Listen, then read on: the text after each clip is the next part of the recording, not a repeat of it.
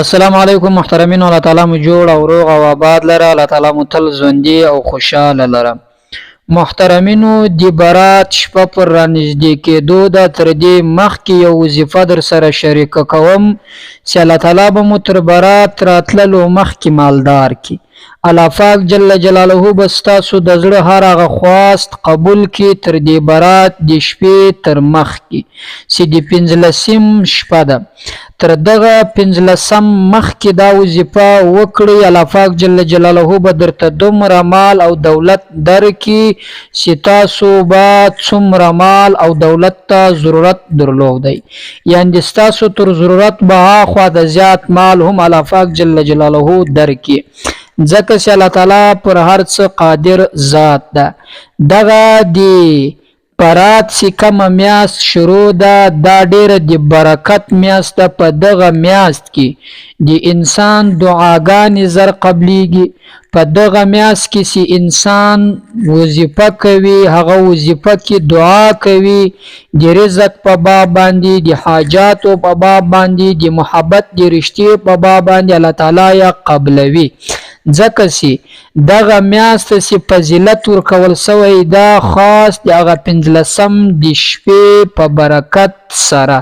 ولې؟ ځکه چې په دغه شپه باندې الله تعالی د انسان رزق لیکي، الله تعالی د انسان د را روان کال تقدیر لیکي چې د دې انسان به دومره رزق وي، د دې انسان به دومره تقدیر کې دا لیکلی وي چې دا ته به تکالیف راځي، دې ته به نه راځي، دا به خوشحاله زندگی تیروي، دا به په غمو کې تیروي. نو محترمینو، که غواړئ چې را روان کال مو ټول په خوشحالي او په سکون کې تیر سي او را روان کال مو ټول په مالداري کې تیر سي، له فقره، مسکنت، غریبي، له دې ټولو څخه مې الله تعالی جل جلاله وساتي، نو دغه یو عمل زه له تاسو سره شریکوم. د دغه عمل وظیفه وکئ. تر برات راتللو مخکې به د الله تعالی مالدار کړي. که چیرې نسو مالدار، خو د را روان کال ټول مشکلات به د الله تعالی دفع کړي، د را روان کال ټول حاجات به د الله تعالی پوره کړي، د را روان کال پورې به د الله تعالی مسکین، غریب، فقیر، خوار، ذلیل هیڅ کله هم نه کړي. ځکه چې دوستانو دا موقع بار بار نه راځي، په کال کې یو ورته راځي. نو کوشش وکړئ دا موقع له لاسه مه ورکوئ. ډیره بهترینه موقع په لاس درغلې ده. غواړئ چې مالدار سي، له فقره، له مسکنت، د بل له احتیاجه، له غریبي، له خواري، له ذلت، له دې ټولو څخه مې الله تعالی خلاص کړي. نو دغه یوه وظیفه چې زه درکوم، د دې وظیفې ورد وکئ، د دې وظیفې عمل وکئ. انشاءالله الله تعالی جل جلاله به دې داسې مالدار کړي، داسې به دې مستغني کړي چې چاته به ضرورت هم نه کې پیدا.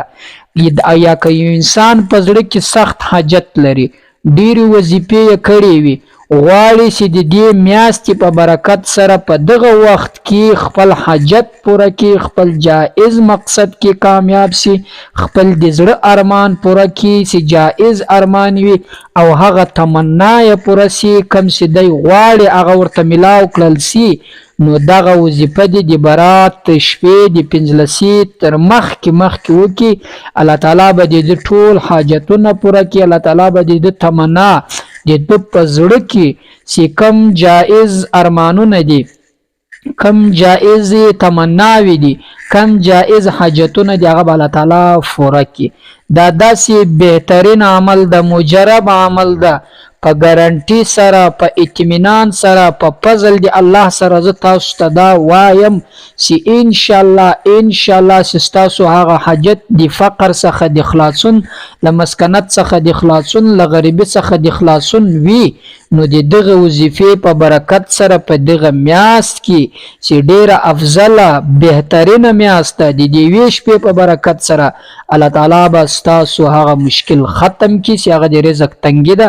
الله تعالی به ستاسو له زندگی کې هغه رکاوټ چې ستاسو د پیسو تر مابینځ ده، ستاسو د فقر او د مسکنت تر مابینځ ده، او مسکنت به الله تعالی جل جلاله ختم کړي. تر روان کال پورې به غریب نه سي، مسکین به نه سي، در په دره بنسي د دې وظیفې په برکت سره او الله تعالی به هغه ستا تقدیر پر داسې ښه طرف باندې ولیکي چې له مشکلاتو څخه به دې وساتي، له تکالیفو څخه به دې وساتي، له حاجات چې په زړه کې لري هغه به دې پوره سي او له مشکلاتو د بل له ضرره له دې ټولو څخه د الله تعالی جل جلاله په خپل فضل او کرم سره وساتي. نو محترمینو هغه بهترین مجرب عمل در سر شریک کومه خو تر برات مخکې به کوئ. ما تاسو ته وویل بالا سه هر وخت تاسو فارغ یاست، خاص په دې نیت به کوئ چې کم حاجت په زړه کې لرئ، که د رزق که د هر څه وي، خو خاص کر دا د رزق لپاره وکړئ، د فقر د مسکنت لپاره. نو راولاړ به سي اولین به 2 رکعه اولین به اودس وکړئ. کله چې مې اودس وکړئ په سنت طریقه باندې، اودس نه بعد به 2 رکعاته نفل وکړئ. دا نفل کوشش وکړئ په داسې وخت کې وکړئ چې مکرو وخت نه وي.